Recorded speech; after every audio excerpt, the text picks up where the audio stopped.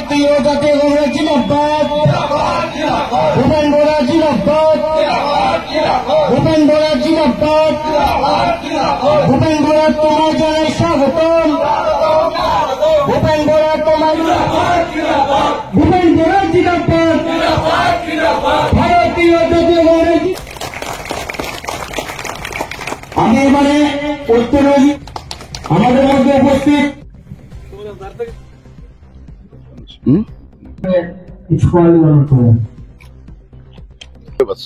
আজকে আমরা প্রথমে ধন্যবাদ জানাই উদ্যোগে আমাদের আঙ্গিনায় আমাদের কথা শোনার জন্য, যে আমাদের মনের কথা তুলে ধরা প্রদেশ কংগ্রেস এবং কারা কারা কইতো তাই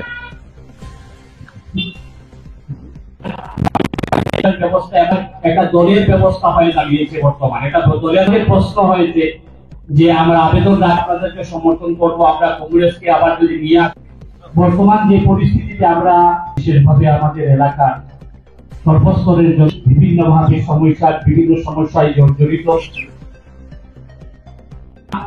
লক্ষ্য করে যে পরিষেবাটা আমরা চেয়েছিলাম এই ব্যবস্থাটা যাতে আমাদের মধ্যে বাস্তবায়ন করা হয়। মহোদয় প্রদেশ কংগ্রেসের আমাদের চৰকাৰে কেৱল প্ৰতাৰণা 1250 টকা অৰুণোদয় দিয়ে, তাকো গাঁৱৰ 100 গৰাকী যদি মহিলা থাকে 10-15 গৰাকী মহিলাই অৰুণোদয় পায়, বাকী মহিলাই একো নাপায়। আমি কংগ্ৰেছ দলে সেইকাৰণে সিদ্ধান্ত লৈছো, ৰাইজে কথাটো চিন্তা কৰি চাব। আমাক যদি ৰাইজে ক্ষমতা দিয়ে, আমি সিদ্ধান্ত লৈছো যে দিছপুৰত 2026 চনৰ মে মাহত কংগ্ৰেছ চৰকাৰ গঠন হলে আমি অসমৰ প্ৰত্যেকগৰাকী সাধাৰণ মহিলাক প্ৰতি মাহৰ 9 তাৰিখে একাউণ্টত আমি 2500 টকাকে নলখিমী আমি দিম বুলি কৈছো। বিজেপিয়ে শ্লোগান দিলে ঘৰে ঘৰে নল, এতিয়া জেগাই জেগাই নল হ'ল, কিন্তু জল নাই। জল নাই, নল আছে, জল নাই। নলৰ কাৰণে পানী যোগান লাগে নে জলৰ কাৰণে পানী যোগান লাগে? আজি সেই কথাবিলাক বিজেপিক যদি আপুনি গৈ সোধে, আপুনি যদি আন্দোলন কৰে, তেওঁলোকে পুলিচ লগাই পেলাই আপোনাক কোবাব। আমাৰো ক্ষমতা আছে ৰাইজৰ, আমি বন্দুক লাঠি লৈ যুঁজিব নালাগে, বেলত বাকচত আমি সকলোৱে যুঁজিব লাগিব আমাৰ অধিকাৰ, আমাৰ সুবিধা আদায় কৰিবৰ কাৰণে। আপোনালোকে ৰাইজ খবৰ ল'ব, ইয়াত সাংবাদিকসকল আছে, সুধিব। কৰ্ণাটকত কংগ্ৰেছ চৰকাৰ গেছ চিলিণ্ডাৰ 500 টকা, তেলেংগানাত কংগ্ৰেছ চৰকাৰ গেছ চিলিণ্ডাৰ 500 টকা, আৰু অসমত চিলিণ্ডাৰৰ দাম 900ৰ পৰা 1100 টকা। আমি কংগ্ৰেছে সিদ্ধান্ত লৈছো, আমাৰ ৰাহুল গান্ধীৰ সিদ্ধান্ত, যে য'তেই কংগ্ৰেছ হ'ব তাতেই চিলিণ্ডাৰৰ দাম 500 টকা হ'ব। কৰ্ণাটকত আমি 200 ইউনিট বিজুলী বাতি প্ৰতি মাহে আমি সাধাৰণ মানুহক ফ্ৰী কৰি দিছো। 200 ইউনিট বিজুলী বাতি যদি ৰাইজে ফ্ৰী পায়, তে সেই পইচাকেইটাই ৰাইজে ল'ৰা ছোৱালীক কাপোৰ কিনি দিব পাৰিব, কিতাপ কিনি দিব পাৰিব।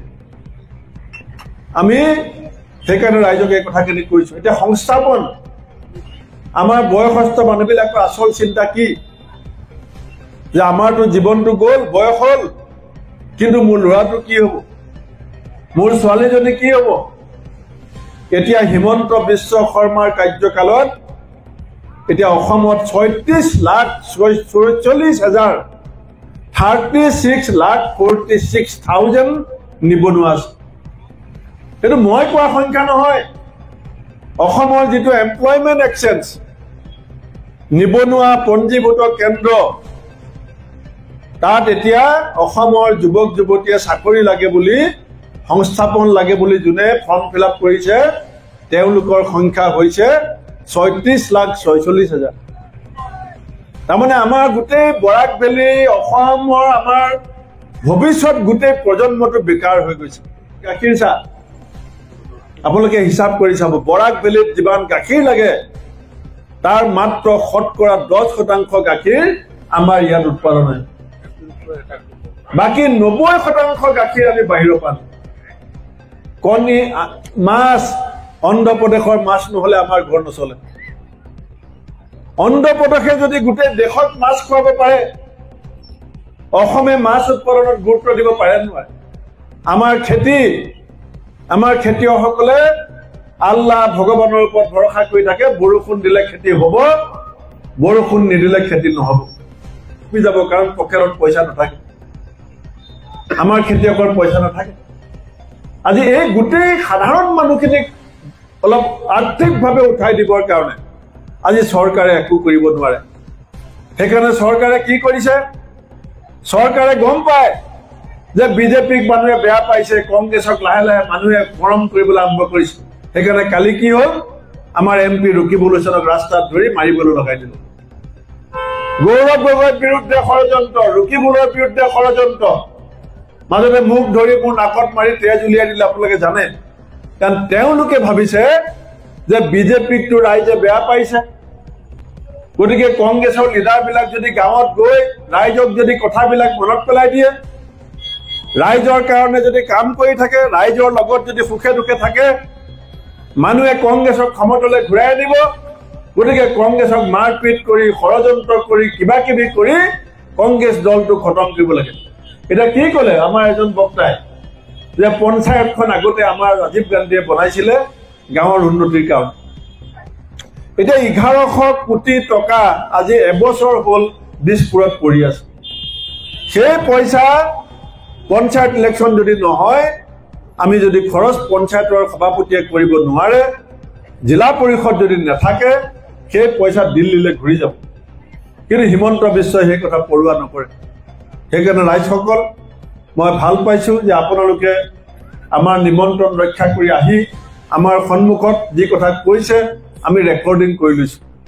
এই কথাবিলাক আহি থকা সময়ত যেতিয়া আমি বিধানসভা নিৰ্বাচনত জয় হ'ম, আমি যাতে এই কথাবিলাক ৰাইজৰ মনৰ ভিতৰৰ কথাবিলাক উপলব্ধি কৰি ৰাইজৰ সমস্যাবিলাক সমাধানত কংগ্ৰেছে আগভাগ ল'ব পাৰে।